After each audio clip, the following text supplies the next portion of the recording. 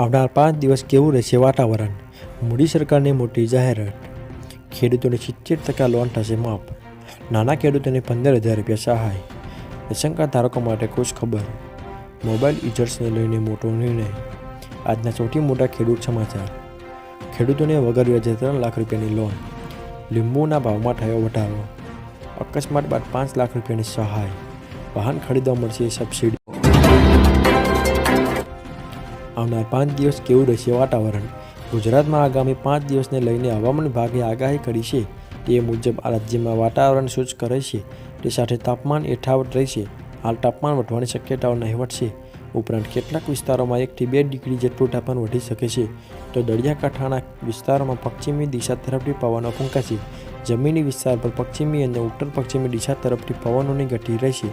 ત્યાંથી વાતાવરણમાં પલટો આવી શકે છે. મોદી સરકારની મોટી જાહેરાત. પીએમ મોદી ગુજરાત બાદ રાજસ્થાનમાં પણ અનેક કાર્યક્રમો યોજ્યા હતા અને આ કાર્યક્રમમાં મોટી સંખ્યામાં ખેડૂતો જોડાયા હતા, જેમાં વડાપ્રધાને 2,000 રૂપિયાનો હપ્તો મોકલ્યા હોવાના સમાચાર આપ્યા. પીએમએ માહિતી આપી હતી કે ભારતમાં યુરિયાની જે થેલીની કિંમત 266 રૂપિયા છે, તેની કિંમત પાકિસ્તાનમાં આશરે 800 રૂપિયા, બાંગ્લાદેશમાં આશરે 720 રૂપિયા, ચીનમાં આશરે 2100 રૂપિયા અને અમેરિકામાં આશરે 3,000 રૂપિયા છે. સરકારે યુરિયાના ભાવમાં સંદર્ભે આપણા ખેડૂતોને પરેશાન નહીં થવા દે.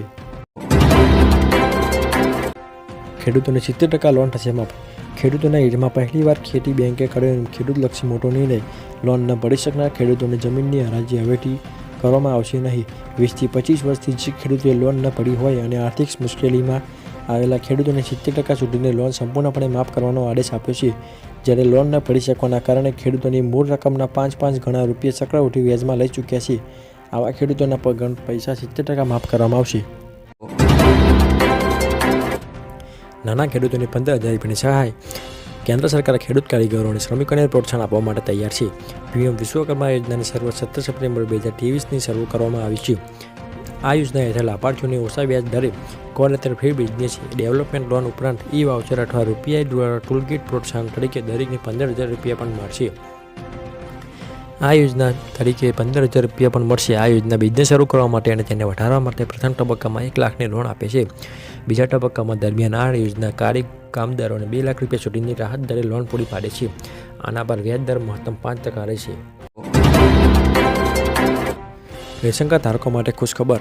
રાષ્ટ્રીય અન્ન સલામતી કાયદો હેઠળ વધુ કુટુંબોને આવડીને તેમને રેશનિંગનું અનાજ આપી શકાય તે માટે અન્ન અને નાગરિક પુરવઠા વિભાગમાં ફેરફાર કરવામાં આવ્યો છે. શહેરી વિસ્તાર માટે જે કુટુંબનો કોઈપણ સભ્ય માસિક 15,000થી ઓછી આવક ધરાવતો હોય તો તેમને અન્ન સુરક્ષા હેઠળ આવરી લેવામાં આવશે. ગ્રામ્ય વિસ્તારમાં માસિક 15,000થી વધુ આવક ધરાવતા હોય તો તેમને પણ અન્ન સુરક્ષા હેઠળ આવરી લેવામાં આવશે. ગુજરાત પુરવઠા વિભાગે આ ઠરાવ જારી કર્યો છે. અત્યારે આવક મર્યાદા 10,000 રૂપિયા હતું, પરંતુ તેને વધારીને 15,000 રૂપિયા કરવામાં આવી છે. મોબાઈલ યુઝર્સને લઈને મોટો નિર્ણય. 15 એપ્રિલ 2024 પછી દેશમાં કોલ ફોરવર્ડિંગની સેવા બંધ થઈ જશે. આ મામલે દૂરસંચાર વિભાગે તમામ ટેલિકોમ કંપનીઓને આધારિત કોલ ફોરવર્ડિંગ સેવા બંધ કરવાનો આદેશ આપી દીધો છે. 15 એપ્રિલ પછી તમે કોલ ફોરવર્ડ કરી શકશો નહીં. દેશમાં દરરોજ ઘણી ઓનલાઈન છેતરપિંડી થાય છે. તેને રોકવા માટે સરકારે આ મોટો નિર્ણય લીધો છે, જેને લઈ એક નોટિસ જાહેર કરવામાં આવી છે. આજના સૌથી મોટા ખેડૂત સમાચાર. રાજકોટ માર્કેટ યાર્ડમાં મગફળીની 4,000 ક્વિન્ટલની આવક થઈ હતી. જાડી મગફળીના 2100 રૂપિયા ક્વિન્ટલ આવક થઈ હતી. જાડી મગફળીના ખેડૂતોને 1,100 રૂપિયાથી લઈને 1,309 રૂપિયા સુધીનો ભાવ મળ્યો હતો. જ્યારે ઝીણી મગફળીના 2100 રૂપિયા ક્વિન્ટલ આવક મળી થઈ હતી. જ્યારે એક મણ મગફળીના 1,080 રૂપિયાથી લઈને 1,240 રૂપિયા સુધીના મળ્યા હતા. યાર્ડમાં આજે કપાસની 2400 ક્વિન્ટલ આવક થઈ હતી. જ્યારે કપાસના ભાવની વાત કરવામાં આવે તો આજે એક મણ કપાસના ખેડૂતોને 1,300 રૂપિયાથી લઈને 1,612 રૂપિયા સુધીના ભાવ મળ્યા હતા. ખેડૂતોને કપાસના 1,600 રૂપિયાથી લઈને વધારે ભાવ મળ્યા અને ખેડૂતો ચારેય ચહેરા પર ખુશી જોવા મળી હતી. ખેડૂતોને વગર વ્યાજે 3 લાખ રૂપિયાની લોન. ખેડૂતોને મહત્તમ આર્થિક લાભ મળે તે માટે આર્થિક નીતિઓને લાભ મળે તે માટે કેન્દ્ર સરકાર તે દિશામાં કામ કરી રહી છે. હવે ખેડૂતોને મોબાઈલ એપ્સ દ્વારા થોડીક પ્રક્રિયા કર્યા બાદ તેમના ખેતરમાં બેસીને લોન મળશે. ગાંધીનગરમાં ચાલી રહેલી G20 મિટિંગમાં RBIએ તેના ખાસ પાયલોટ પ્રોજેક્ટનું પ્રદર્શન કર્યું છે. હવે ખેડૂતે લોન લેવા માટે બેંકમાં જવાની જરૂર નહીં પડી, પરંતુ તેને એપ દ્વારા જ લોન મળશે. હાલમાં કેટલાક રાજ્યોમાં પાયલોટ પ્રોજેક્ટ હેઠળ કામ ચાલી રહ્યું છે, પરંતુ ટૂંક સમયમાં આ યોજના સમગ્ર ભારતમાં લાગુ કરવામાં આવશે. લીંબુના ભાવમાં વધારો. રાજ્યમાં કાળઝાળ ગરમી વચ્ચે લીંબુના ભાવમાં વધારો થયો છે. અમદાવાદમાં લીંબુ રિટેલ માર્કેટમાં 200 રૂપિયા પ્રતિ કિલોએ પહોંચ્યું છે. હોલસેલમાં તેનો ભાવ 150 રૂપિયાથી લઈને 160 રૂપિયા સુધીના ઉનાળામાં શરૂઆત થતાં જ લીંબુ મોંઘા બનતા હોય છે. લોકો ગરમીમાંથી રાહત મેળવવા લીંબુ પાણીનો સહારો લેતા હોય છે. લીંબુની માંગ વધી જતાં તેના ભાવમાં પણ ઉછાળો જોવા મળતો હોય છે. તમારા વિસ્તારમાં લીંબુના ભાવ કેવા છે કોમેન્ટ કરીને જણાવજો. અકસ્માત બાદ 5 લાખ રૂપિયાની સહાય.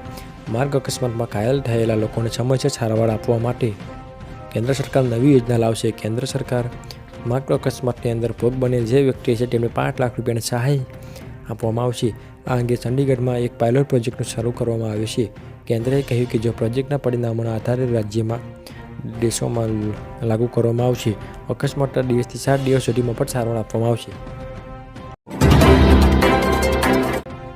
વાહન ખરીદવા મળશે સબસિડી. ગુજરાતના ખેડૂતોની આવક બમણી થાય તે માટે સરકાર દ્વારા અનેક પ્રકારની યોજનાઓ ચલાવવામાં આવી છે. રાજ્ય સરકાર દ્વારા ખેડૂતના સાધનો અને ખેડૂતો માટે સબસિડી આપી રહી છે. આવી જ એક ખેડૂતલક્ષી યોજના કિસાન પરિવહન યોજના છે. ખેડૂતો પાક ઉગાડે પછી તેને માર્કેટ યાર્ડ સુધી જવા માટે પરિવહન માટે ટ્રેક્ટર જેવા સાધનોની જરૂર પડે છે. ઘણી વખત વાહનોના અભાવે પાક બગડી જતા ખેડૂતોએ નુકસાન વેઠવાનો વારો આવે છે.